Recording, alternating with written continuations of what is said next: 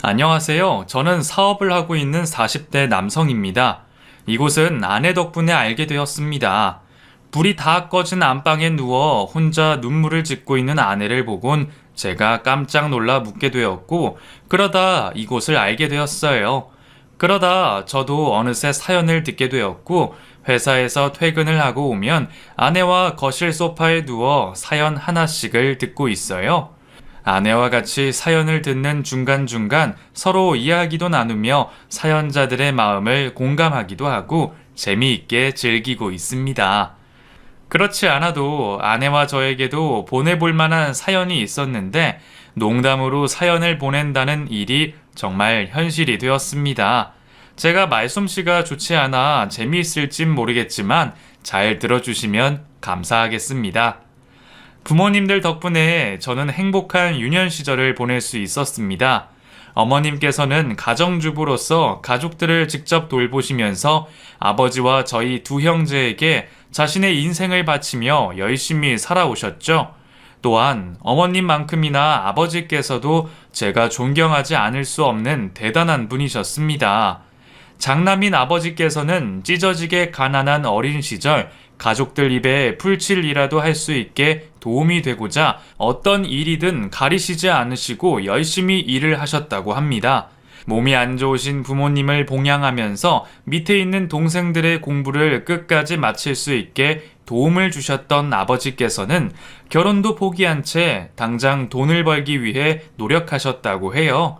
그러다 막내 동생까지 공부를 마쳐갈 때쯤 아버지께서는 고민에 빠지셨다고 합니다. 언제까지 이렇게 남의 밑에서 일을 하다간 부모님에게 호강 한번 못 해드리고 살아야 했고, 앞으로 얼마나 그 일을 계속할 수 있을지도 확신이 서지 않으셨다고 해요.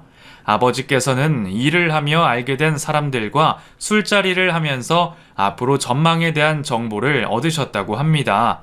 그리고 그동안 모아둔 돈과 일하면서 알게 된 사람들에게 투자금을 빌려 건설업을 시작하셨습니다. 자본금이 얼마 되지 않아 첫 공사에 문제라도 생기면 빚더미에 올라앉을 상황이었지만 아버지께선 자신이 있었다고 해요.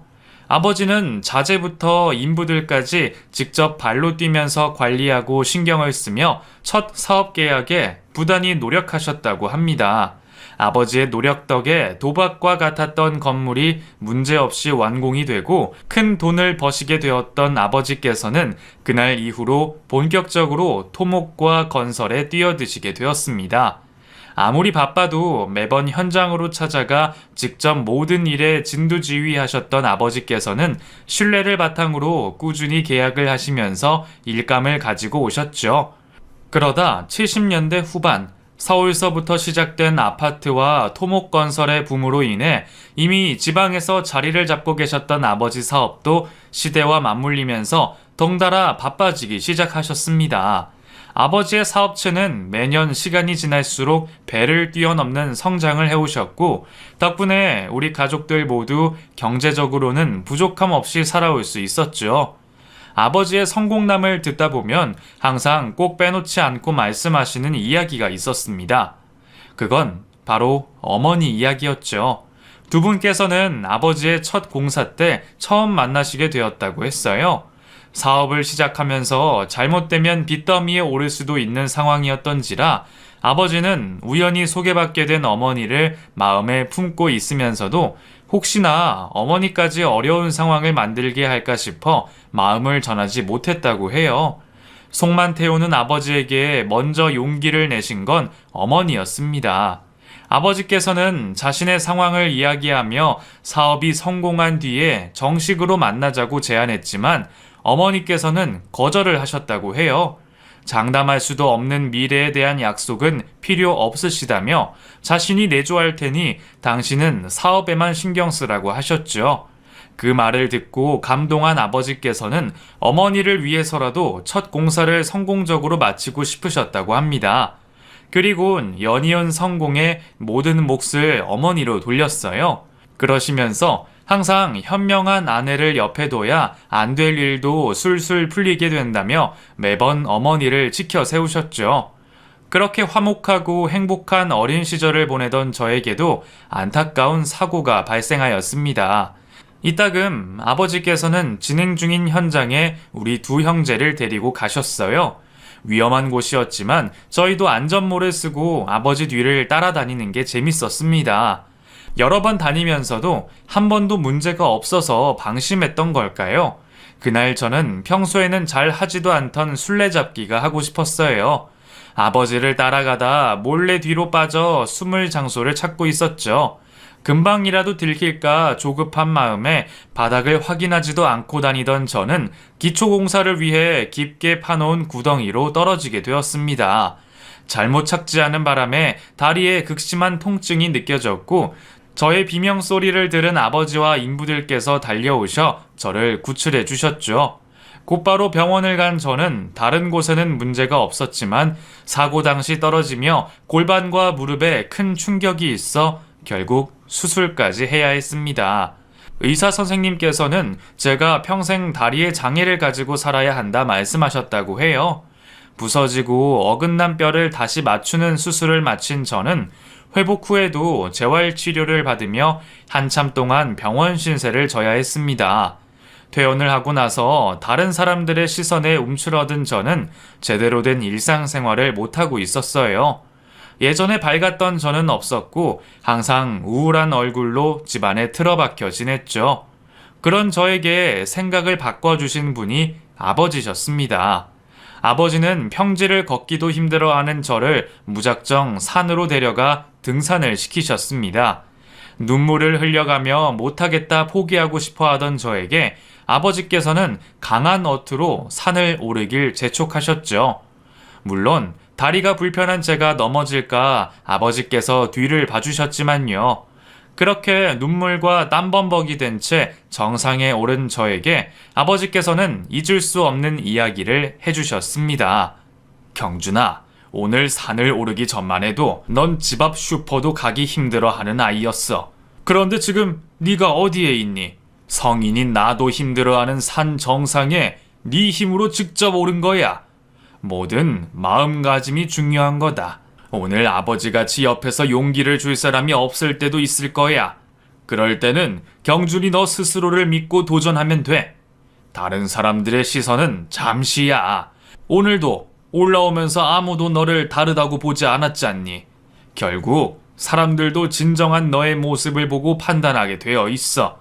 결국에는 정상에 오른 너를 보고 판단하는 거다. 오늘 아빠와의 시간이 너에게 좋은 의미가 되었으면 싶구나. 아버지는 다리가 불편한 저를 업고 산을 내려가셨고 저는 그날 밤 아버지께서 하신 말을 밤새 되뇌었습니다. 그리곤 제 마음의 태도를 바꾸기로 했어요. 그렇게 그날 이후 제 장애를 단순한 불편함으로 인식하게 된 저는 매사 진취적으로 생활했습니다. 아버지의 영향으로 건축에 관심이 있던 저는 대학의 전공을 건축 디자인으로 선택하였어요. 부모님께서도 제가 하는 공부를 반기시며 지원에 아낌이 없으셨습니다. 덕분에 저는 다른 재학생들보다 몸이 불편했음에도 불구하고 더 넓은 시야와 많은 경험을 하게 되었고 좋은 성적으로 대학을 졸업하게 되었죠. 곧바로 회사나 건축사무소로 취직을 할 수 있었지만 조금 더 공부를 하고 싶었던 저는 부모님과 상의를 하여 일본으로 유학을 떠나게 되었습니다. 그리고 그곳에서 아주 우연하게도 저의 아내가 되는 사람을 만나게 되었죠. 이전부터 제 취미는 제각기 저마다의 의미를 가지고 있는 건물들 사진을 찍고 분류하여 책을 만드는 일이었어요. 그래서 저는 틈틈이 시간이 날 때마다 여러 곳을 다니며 사진을 찍었습니다. 평소처럼 사진을 현상하고 정리를 하고 있는데 사진기 셔터가 잘못 눌렸는지 웬 여자의 독사진이 있었죠. 저는 우연하게 찍힌 그 여자의 사진이 신기해 한참을 보고 있었어요. 하지만 금방 그저 재미있는 경험이라 넘기고 다시 일상으로 돌아가 공부를 하고 있었죠. 그런데 제가 얼마 뒤 그 여자를 직접 만나게 된 겁니다. 일본에서 지낼 때 제가 자주 가는 음식점이 있는데 그곳에 파는 꼬치 안주가 유명해서 한국 사람들도 종종 오는 곳이었죠. 가끔 의사소통이 안 되어 곤란한 상황에 있는 한국 분들의 통역을 해주며 도와준 적이 있어요. 그런데 그날도 무슨 일인지 한참을 서 있는 한국 여자분이 있었죠. 도움을 주려고 다가갔더니 분명 모르는 사람인데 익숙한 얼굴인 겁니다. 다행히 큰 문제가 아니라 제가 통역을 하여 해결을 하게 되었고, 그 여성은 감사를 표하고 싶다며 음식을 사고 싶다며 제 자리에서 대화를 나누게 되었어요. 자신의 이름을 김지은이라고 밝힌 여자는 여행으로 일본을 방문하게 되었다고 했습니다. 이야기를 하면서도 머릿속으로는 계속 익숙한 여자의 얼굴을 기억해내려 하고 있었죠. 그렇게 한참을 애쓰고 있다 갑자기 머릿속에 떠오르는 겁니다. 바로 현상된 사진 속 여성이었어요. 제가 지은 씨에게 그 사진의 주인공이 맞는지 장소와 시간을 이야기하자 자신이 맞는 것 같다고 했습니다. 그렇게 신기한 인연에 우리는 많은 대화를 나눌 수 있었어요. 그리고 여행지에 아무런 정보가 없던 지은 씨를 제가 가이드 해주기로 했죠. 만난 시간은 얼마 되지 않았지만 신기한 인연 때문인지 저는 지은 씨에게 호감이 갔습니다. 하지만 얼마 안 있어 다시 한국으로 돌아가게 되는 지은 씨에게 아무런 행동도 할 수 없었죠. 물론 지은 씨의 마음도 알 수 없었으니까요. 그렇게 짧고 강렬한 기억만 남긴 채 한국으로 돌아간 지은 씨와 헤어지게 되었습니다. 일본 유학을 마치고 한국으로 돌아와 건축사무소에서 일을 하게 된 저는 처음으로 실무 경험을 쌓으며 바쁜 생활을 하고 있었습니다. 그러다 지은 씨와 다시 만나게 되었어요. 보통 건축 의뢰가 들어오면 사무실에서 미팅을 하게 되지만 실측이나 건축 진행 확인을 위해 건축주와 현장에서 만나는 일이 많았고, 그런 경우 가까운 카페에 앉아 이야기를 나누게 됩니다. 그런데 그 카페에서 지은 씨를 만나게 되었죠. 저는 우연을 인연 삼아 용기를 내었고 지은 씨와 식사 자리를 만들었습니다. 즐거운 시간을 보내면서 간단한 음주도 하다 보니 제 속마음을 이야기하고 싶었어요. 그리고 다시 만나게 된 지은 씨를 놓치고 싶지 않았어요. 무슨 생각으로 그런 정신없는 행동을 했는지 모르겠지만 저는 그날 지은 씨에게 사귀자고 고백을 하게 되었죠.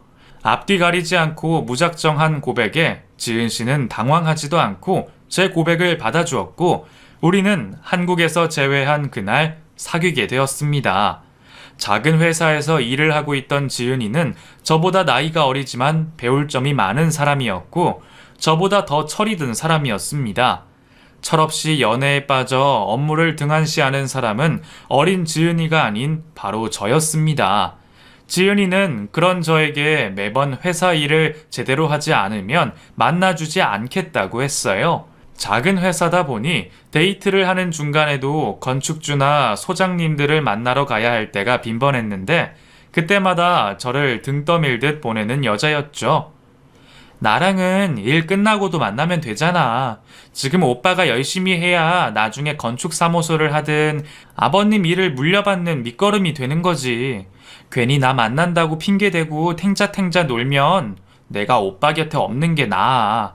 난 오빠한테 도움이 되고 싶어. 나이 많은 저보다 앞을 바라볼 줄 아는 지은이에게 오히려 제가 더 기대고 의지하며 지냈습니다. 그만큼 현명한 아이였고 똑부러지는 여자였죠. 그래서 매번 선택의 갈림길이나 큰 결정을 할 때도 지은이와 상의를 하곤 했어요. 아버지께서 저에게 회사에 들어오라고 제의할 때도 독창적인 디자인 작업을 위해 고집을 피우는 제 생각을 바꾸어 준 것도 지은이었습니다. 오빠가 회사로 들어가서 바꾸면 되잖아. 왜 계속 힘들게 고집 피우면서 오빠가 하는 디자인만 옳다고 생각하는 거야? 회사가 경직되어 있다고 생각하지 말고 오빠가 가서 바꿔봐. 역시 저보다 생각이 깊고 넓은 아이였어요.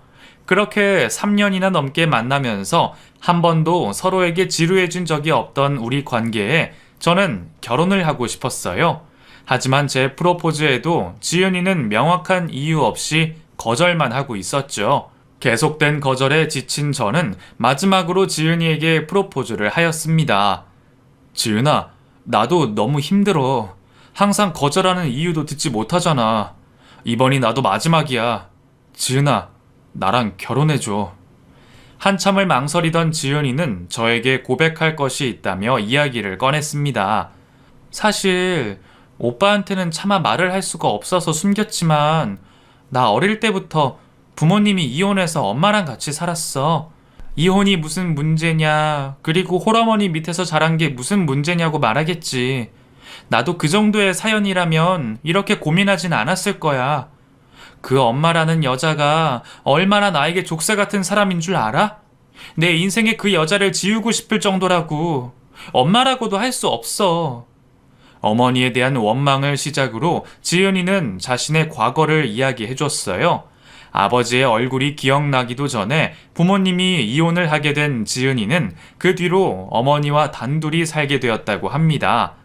여러 가지 범죄로 교도소를 제 집 마냥 드나들던 지은이의 어머니는 정상적인 아이의 엄마로 볼 수는 없었습니다. 엄마와 자식이 바뀐 것처럼 어린 시절부터 지은이가 오히려 어머니를 보살펴야 했습니다. 그리고 심지어는 어린 자식에게 자신을 대신해서 범죄까지 시켰다고 합니다. 그때는 내가 너무 어려서 엄마가 시키는 일을 안 하면 큰일이 생기는 줄 알았어. 보통 그 나이에 어린 아이들은 부모가 세상의 전부니까. 처음에는 내가 하는 짓이 도둑질인 줄도 모르고 엄마를 기쁘게 하는 일이라 생각했어. 내가 도둑질을 하고 나선 매번 엄마한테 칭찬을 받았으니까. 하지만 나도 학교를 다니면서 내가 하는 짓이 얼마나 잘못된 일인지 알게 됐어. 그때부터 엄마가 때려가면서 나한테 도둑질을 강요해도 절대 하지 않았지. 그래도 자식이 자라면 자신이 부끄러워서라도 엄마가 변할 줄 알았어.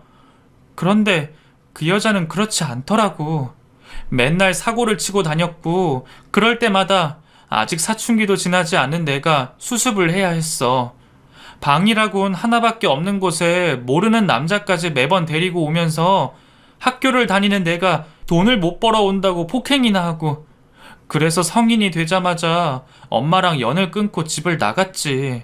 그런데 어떻게 알아냈는지 매번 내 앞에 나타나서 돈뿐만 아니라 내 인생을 뺏어갔어. 오빠랑 처음 만나게 된 것도 내 앞에 나타난 엄마를 피해서 잠시 떠난 여행이었어. 한국에 있으면 내가 어딜 가도 찾아올 것만 같아서 말이야. 그래서 사실 지금도 불안해. 오빠를 너무 사랑하지만 그 여자가 또 내 앞에 나타나서 무슨 짓을 할지 모르니까. 그래서 내가 오빠 앞에서 사라지는 게 도움일 거야. 모든 이야기를 듣게 된 저는 혼자서 이 모든 걸 짊어지고 있는 지은이가 얼마나 힘들었을까 싶어 가슴이 찢어지게 아팠습니다. 그런 이유라면 나한테 먼저 이야기했어야지. 내가 너를 이해 못 해줄 것 같아? 너는 나를 겨우 그 정도로 생각한 거야? 오빠는 이해해줄 수 있을 거라 생각했어. 하지만 오빠 부모님께서는 배 아파가며 소중하게 낳은 자식 귀하게 잘 키웠는데 그런 분들이 나 같은 며느리가 눈에 차시겠어? 아니, 만약에 우리 엄마라도 다시 찾아와서 오빠한테 시댁에 손이라도 벌리면 그때 나는 무슨 염치로 살아? 오빠랑 연애하면서 모든 게 좋아서 그 행복감에 빠져서 내가 내 주제를 잊고 있었어. 오빠랑 오빠 집안을 위해서도 이제는 내가 사라질 때야. 무슨 소리야, 지은아. 네가 잘못해서 지은 죄도 아닌데 평생을 죄인처럼 네 마음 속이고 이렇게 숨기면서 살아가겠다고? 너도 네 인생 살아야지. 어머니 때문에 언제까지 과거에 붙잡혀서 살 거야. 우리 부모님은 내가 어떻게든 설득시켜 볼게. 아마 너 보면 반대하시다가도 분명 마음이 바뀌실 거야. 너 포기 못해. 그러니까 나만 믿고 우리 행복하게 살자, 지은아. 그 후에도 지은이는 저에게 짐이라도 될까 싶어 결혼을 마다했지만 제 설득 끝에 우리는 서로의 앞날을 약속하게 되었습니다. 그리고 저는 부모님께 지은이의 과거를 설명했습니다. 어떤 반응을 보이실지 예상할 수는 없었지만 제가 알고 있는 저희 부모님이라면 분명 반대를 하시지 않으실 것 같았어요. 제가 지은이에게 듣게 되었던 이야기를 시작했고 부모님께서는 다른 질문도 하시지 않은 채 지은이가 살아온 인생 이야기에 귀를 기울여 듣고 계셨습니다. 여기까지가 제가 지은이한테 들었던 이야기예요. 아버지, 어머니, 지은이 정말 좋은 여자예요. 제가 잠깐 지은이에게 빠져서 쉽게 결혼이란 선택을 하는 게 아니에요. 충분히 오랫동안 만나왔고 그 전부터 좋은 여자라는 확신이 있었어요. 어떻게 들리실지 모르겠지만 제 프로포즈를 받아주는 것도 지은이한테는 큰 용기가 필요한 일이었어요. 지금도 자신이 선택하지 않은 환경을 자기 원죄처럼 짊어가고 살아가는 아이예요. 우리도 지은이와 깊은 대화를 나누지 못했지만 그 아이가 얼마나 똘똘하고 좋은 아이인지 알고 있다. 애초에 너희들 하는 결혼에 부모랍시고 많은 관여를 하고 싶지 않다. 특히 경준이 네가 고른 여자라면 더더욱 믿음이 가고, 아빠 엄마도 무던하게 살아왔을 줄 알았던 지은이한테 그런 과거가 있다니 놀랍긴 하지만 그래서 더 마음이 가고 가슴도 아프구나. 절대 반대할 생각 없으니 지은이 어서 불러서 정식으로 인사를 시켜다오. 색안경을 끼지 않고 지은이의 있는 그대로의 모습을 봐주신 부모님 덕분에 저희는 마음을 놓고 결혼 준비를 할 수 있었습니다. 특히 어머니께서는 결혼 준비를 하면서 지은이와 많은 시간을 보내주시려고 했어요. 경준아, 혹시 엄마가 지은이를 계속 불러내면 불편해하겠지? 지은이랑 뭐 하시려고요? 같이 여러 가지 하면서 시간을 보내면 좋을 것 같아서. 저번에 지은이 이야기 들으니까 보통 엄마와 딸이 가지고 있는 행복한 추억이 없는 것 같아서 내가 결혼 전에라도 데리고 다니면서 추억 좀 만들어 주려고. 결혼하고 나서 시어머니로 인식이 되면 막상 예의 차린다고 어려워할 것 같아서 미리 가족 될 사람이랑 친해질 겸 말이다. 지은이가 싫어할까? 아니요, 좋아야 할 거예요. 안 그래도 지은이도 우리 가족들이랑 여행이라도 다녀와야 하는 거 아니냐고 물어본 적이 있었거든요. 저랑 아버지가 안 그래도 사업으로 바쁘니까 어머니께서 지은이랑 시간 보내주시면 저야 감사하죠. 그리고 지은이도 좋아할 거예요. 어머니께서 먼저 나서서 아내에게 다가가 주시니 제가 더 고마웠습니다. 아내도 시어머니 될 분이 먼저 자신에게 친근감을 표하니 감사하고 좋았나 봅니다. 아내는 회사 일과 결혼 준비로 바쁠 시간에도 저를 만나기보단 아버지와 어머니를 챙겨주었습니다. 그리고 나중에는 저를 거치지 않고도 어머니와 아내 둘이서 연락을 하고 여행까지 다녀왔어요. 먼저 아내에게 마음을 열어준 부모님에게 감사했고 또 그 마음을 당연시하지 않고 받은 만큼 돌려주는 아내의 모습이 보기 좋았습니다. 부모님에게 허락을 받기 전에는 하루가 급한 결혼식이었는데 아버지 회사가 바빠지게 되면서 저와 아내의 결혼식도 조금 천천히 준비하게 되었어요. 여유가 있는 만큼 더 행복한 결혼식을 치르기 위해 웨딩 플래너에게 맡기지 않고 저희가 직접 하나씩 알아보고 다녔죠. 그래서 다른 사람들은 2번은 하기 싫다는 결혼 준비를 저희는 천천히 즐기면서 하게 되었습니다. 아무런 장애물 없이 행복하게 결혼 준비를 하고 있던 도중에 낯선 번호로 연락이 왔어요. 업무용 휴대폰도 아니고 가족과 지인들만 아는 전화번호라 누군가 싶어 전화를 받았죠. 네, 여보세요? 그 최경준 씨 전화번호가 맞나요? 네, 맞습니다. 그런데 누구시죠? 어머, 안녕하세요. 아니, 내가 지은이 엄마 되는 사람이니까 말 편히 해도 되죠? 나 지은이 엄마 되는 사람이야. 내가 자네 장모 될 사람이라고. 아, 네. 그런데 무슨 용무로 전화하셨죠? 장모가 사위한테 전화하는데 따로 무슨 일이 있어야 전화하나? 우리 지은이가 그래도 이상한 애를 만나진 않을 텐데 자네는 말을 너무 생각 없이 하는 것 같네. 이미 지은이 친모의 모든 과거를 알고 있던 저는 당장이라도 전화를 끊고 싶었지만 똑같이 예의 없는 무식한 사람이 되고 싶진 않았습니다. 저는 다시 예의 차리고 전화를 건 용건을 물어봤죠. 죄송합니다. 제가 지금 일이 바빠서 경황이 없었네요. 어쩐 일로 전화하셨어요? 아니, 나랑 지은이랑 잠시 다퉈서 떨어져 생활한다고 하지만 그래도 장모 될 사람이 뻔히 살아있는데 나한테 아무 말도 없이 결혼한다는 건 문제가 있지. 안 그래? 그래서 말인데 내가 사위 될 사람을 좀 봤으면 하는데 하나밖에 없는 딸 잘 데리고 살 수 있는지는 내가 확인해야 하지 않겠어? 시간은 언제가 좋은가?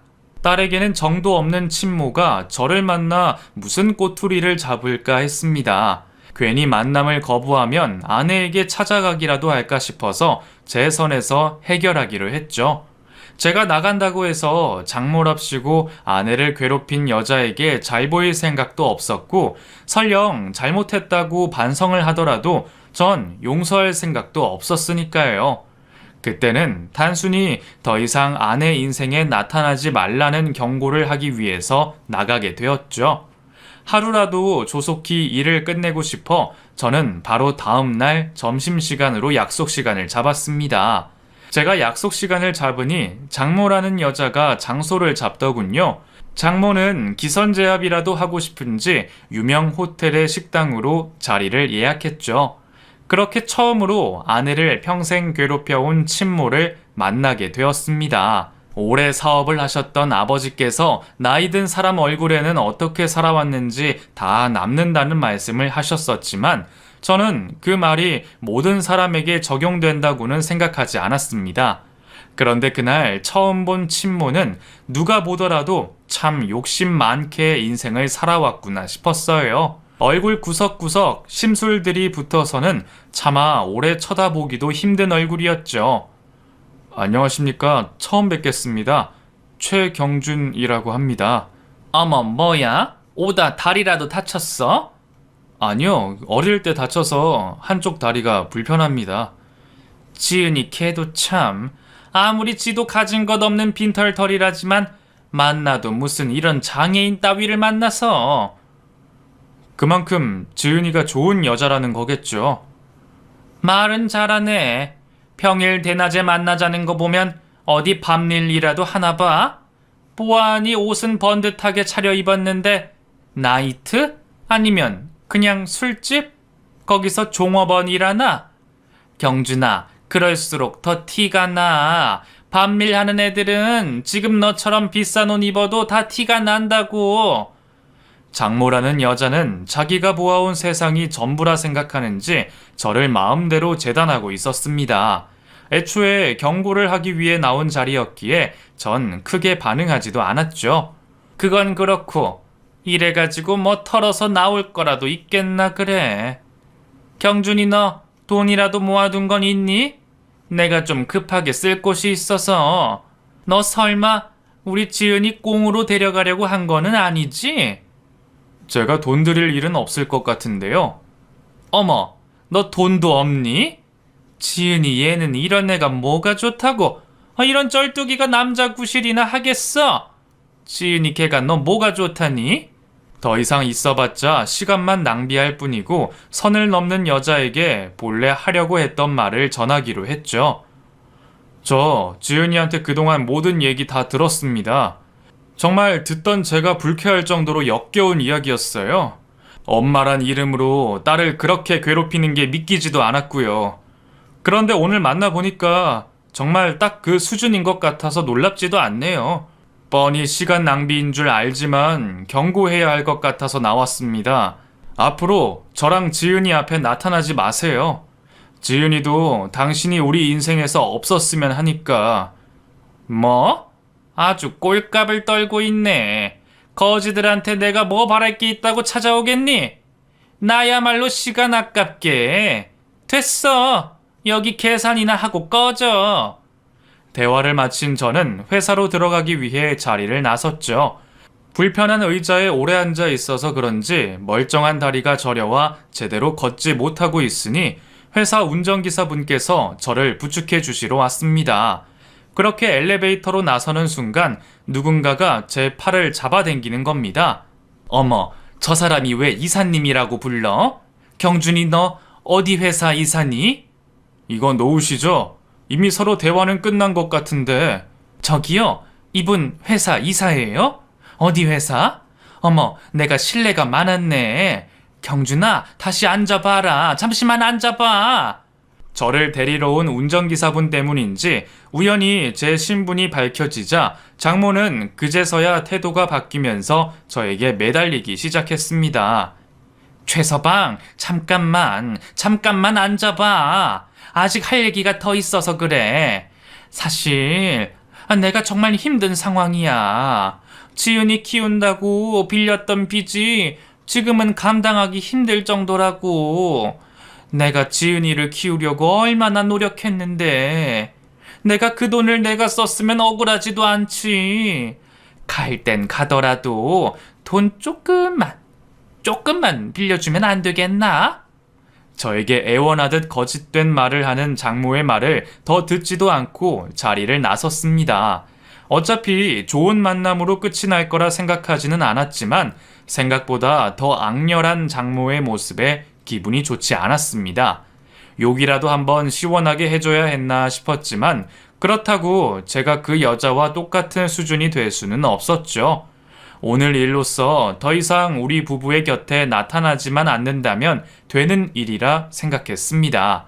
그런데 그 여자는 제가 생각한 것보다 훨씬 더 염치가 없고 부끄러움이 없는 사람이었습니다. 제 경고에도 불구하고 끝까지 저와 아내의 주변을 맴돌았으니 말이죠. 회사 일 때문에 무심코 운전기사분을 데리고 온 저를 자책할 수밖에 없었습니다. 그 모습을 보고 난 뒤 장모란 여자가 180도 태도를 바꿨으니까요. 저는 걸려오는 전화를 매번 무시했지만 그 여자는 정말 지독할 정도로 저를 찾았습니다. 제가 분명히 말씀드렸죠. 지은이의 의사가 어떻든 간에 저는 당신을 용서할 수 없어요. 지은이한테 평생토록 한 그 행동을 나는 영원히 기억할 테니까요. 최서방, 사람 말 들어보지도 않고 무슨 말을 그렇게 무섭게 하나. 내가 계속 말했지만 지은이가 오해를 하고 있는 거야. 사람이 한 번 오해를 하니까 계속 그런 식으로 나를 매도한 거라고. 나도 하나밖에 없는 딸이랑 이제서라도 오해를 풀고 잘 지내고 싶어. 그러면 자네가 사위로서 장모와 딸을 화해시켜주는 게 도리 아니겠어? 화해요? 지금까지 몇 번이고 지은이한테 용서를 구할 수 있었는데 한 번도 하지 않았으면서 이제 와서 화해를 하고 싶다고요? 당신이 무슨 목적으로 저에게 전화를 했는지 알고 있습니다. 결국에는 돈 때문이겠죠. 그런데 제가 돈을 주면 또 그걸 빌미로 지은이를 협박할 걸 제가 모르겠습니까? 어떻게 생각하든 간에 절대 원하는 대로 해주지 않을 테니까 마음대로 하세요. 자네, 지은이가 어떤 아이인 줄 알고 있어? 걔가 어릴 때부터 손버릇이 안 좋았던 아이야. 그걸 알고 있냐고? 네, 압니다. 지은이가 왜 그런 행동을 하게 됐는지도 알고 있고요. 딸한테 그런 짓 시켜놓고 이제 와서 협박이라고 하는 거예요? 전화 끊습니다. 더 이상 연락하지 마세요. 그 뒤에도 몇 번이고 저에게 연락을 했던 장모는 결국 아내에게까지 직접 찾아와 협박을 했어요. 지은이 앞에 나타난 장모는 노골적으로 돈을 요구했다고 해요. 예, 그래도 내가 너 키운다고 혼자 사는 것보다는 더 쓰지 않았겠니? 그러면 네가 부자 남편을 만난 게 누구 덕분이겠어? 너네 남편한테 내가 직접 찾아가기 전에 네가 조금 정성만 보이면 사라져 줄게. 제가 장모를 만났다는 걸 몰랐던 아내는 저 때문에 고민을 하고 있던 중이었죠. 장모는 대답이 늦어지자 재촉하며 문자 메시지를 보냈고 그걸 보게 된 제가 상황을 알게 되면서 아내와 이야기를 하게 되었습니다. 미안해, 지은아.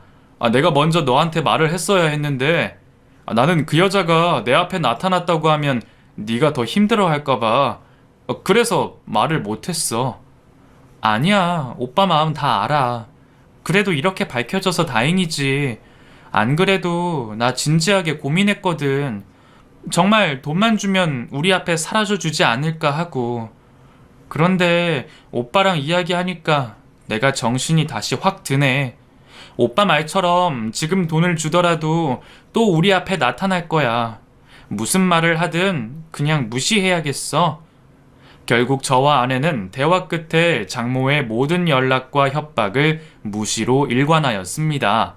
오히려 거짓말로 우리를 위협하는 장모로 인해 우리 두 부부는 서로에 대한 믿음이 더 커졌습니다. 그리고 결혼을 며칠 앞두고 모든 준비를 마친 저희는 부모님을 모시고 앞으로 있을 결혼 생활을 축하하는 의미로 식사 자리를 하게 되었어요. 며느리 되는 지은아, 앞으로는 우리 가족으로 기쁠 때나 힘들 때 항상 우리한테 의지하렴. 이제는 우리가 지은이 네 부모이기도 하니까 말이다. 결혼하고 나서 괜히 시아버지 시어머니라고 불편하게 대하면 이 사람이랑 나 더 섭섭하니까 딱 지금처럼만, 아니 조금 더 살갑게 해주면 고맙겠다. 알겠지? 네, 아버님, 어머님, 너무 감사드려요. 정말 제 속마음을 말로 다 표현할 수 없어서 증명할 방법이 없지만 앞으로 오빠랑 잘 살고 효도하면서 증명하겠습니다. 두 분께서 저한테 주신 사랑만으로도 평생 곁에서 효도하고 살게요. 감사해요. 예전부터 느끼는 거지만 어째 지은이가 오고 나서부터 제가 항상 뒷전으로 밀리는 듯해요. 이러다 제가 우리 집안 제일 낮은 서열이 되는 거 아니에요? 형, 이제 알았어? 형수님 오시고는 바로 그랬는데 눈치가 너무 없는 거 아니야? 그렇게 지은이 덕분에 저희 가족은 더 단합되고 화목한 가정이 되었고 그날의 식사 자리도 웃음이 끊이지 않았죠. 그런 우리 가족의 모습을 질투라도 하듯 어떻게든 망쳐보려 나타난 사람이 있었습니다. 바로 아내의 친모, 저에게 장모 되는 그 여자였죠. 어머, 이런 곳에서 사위를 보게 될 줄은 몰랐네. 우리 딸 지은이도 있었구나. 저는 우리 가족의 행복을 깨려고 하는 여자를 두고만 볼 수 없었습니다. 볼 일은 저랑 있을 것 같은데 나가서 이야기하시죠. 이건 놔. 어디 장모 몸에 함부로 손을 대는 거야? 어머, 안녕하세요. 처음 뵙겠습니다. 저 지은이 엄마 되는 사람입니다. 인사가 늦었네요. 안녕하십니까. 저 지은이 시아버지 될 사람이고 여기는 제 아내입니다. 그런데 보아하니 그냥 우연은 아닌 것 같고 무슨 일로 찾아오셨습니까? 무슨 일이긴요. 부족한 제 자식 시집을 가는데 사돈될 분들 제가 얼굴 한 번도 못 뵌 것 같아서 인사나 드릴 겸 찾아왔죠. 애들한테 제가 인사를 드리고 싶다고 했는데도 어째 통 만나게 해주지 않았어요. 지은이는 갑작스러운 상황에 너무 놀랐는지 눈에 눈물까지 고여 있었고 그 모습을 본 저는 장모를 다시금 밖으로 내쫓으려고 했습니다. 괜히 여기서 소동 부리지 마시고 나가시라고요. 사돈, 자식 교육을 잘하신 줄 알았는데 영 아닌가 봅니다. 이거 하는 꼬라지 좀 보세요. 어디 어른 보고 나가라 마라 명령입니까? 그래, 경준아, 그만해라. 도대체 정말로 찾아온 이유가 뭡니까? 가족끼리 친목을 도모하는 자리 굳이 이렇게 오셔서 분위기를 흐리시는 이유가 뭐냔 말입니다. 가족 간의 친목 좋죠. 그런데 그런 가족들의 사람이 어떤지는 제대로 알아야 할 것 아닙니까? 미꾸라지 한 마리가 온 웅덩이를 흐린다는데 며느리가 어떤 과거가 있는지는 알고 계셔야죠. 제 딸이긴 하지만 우리 지은이가 어릴 때 잘못을 너무 많이 해서요. 귀한 아드님한테 맞는 짝인지 한번 이야기 들어보시고 확인하시죠. 어디 뭐부터 이야기해야 하나? 유치원 땐가? 지은이 네가 처음으로 도둑질한 일 그때가 맞지? 장모의 행패에 아내는 이미 충격을 받았는지 정신이 다른 곳으로 가 있었습니다. 악을 쓰며 일방적으로 이야기를 퍼붓고 있는 장모를 제가 강제로 데려가려고 하는 순간 이 때려 죽이려니? 죄 짓고도 때려주는 사람이 없으니까 버릇을 못 고치지. 니까짓게 감히 누구 앞에서 지은이 엄마라는 말을 해? 낳기만 하면 다 엄마야? 이게 정말? 모두의 예상을 깨고 어머니께서 그 여자에게 물컵을 던지고 머리채를 낚아채셨습니다. 아! 이거 안 놔? 네가 뭔데? 내가 내 딸 이야기 하겠다는데 왜 난리야? 야, 이건 놓으라고. 네 딸? 여긴 네 딸이 어딨어? 지은이, 내가 낳지는 않았어도 이젠 내 딸이야. 너는 교도소 들락날락 한다고 하더니 힘이 요거밖에 없어? 어째 애 낳아 기르고 살았던 가정주부만도 못해? 어때? 못 당하겠지? 원래 엄마는 자식 위해서는 못하는 일이 없는 법이야. 식사 자리는 순식간에 아수라장이 되었고 어머니께서는 이를 악물고 장모의 머리채를 놓지 않으셨어요. 동생과 제가 어머니를 떼어놓으려고 해도 쉽지가 않았습니다. 저는 저희 어머니께서 그런 힘을 가지고 계신지도 몰랐네요.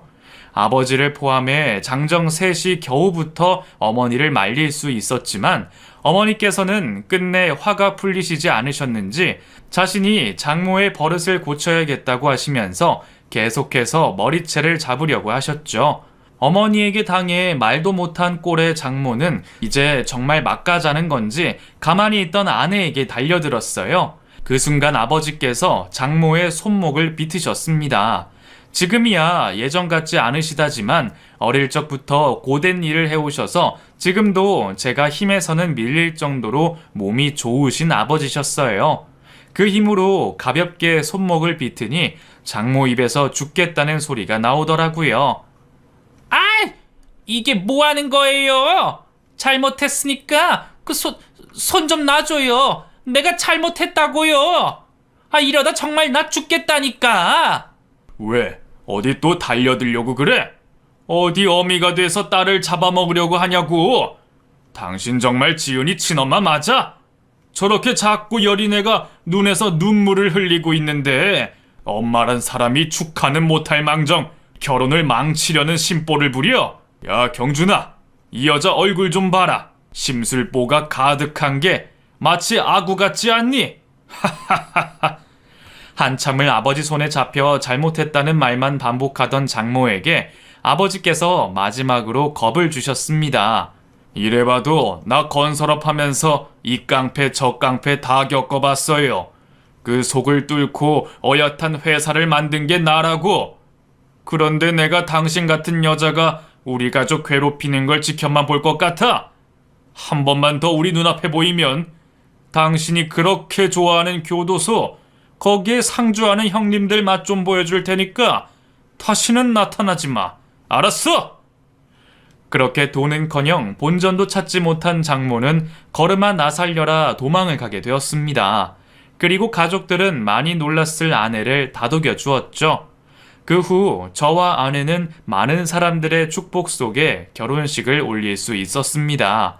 비록 혼주석은 비어 있었지만 아내를 친딸처럼 여기시는 부모님께서 자리를 대신해 주었기에 아내 또한 아무렇지 않아 했어요.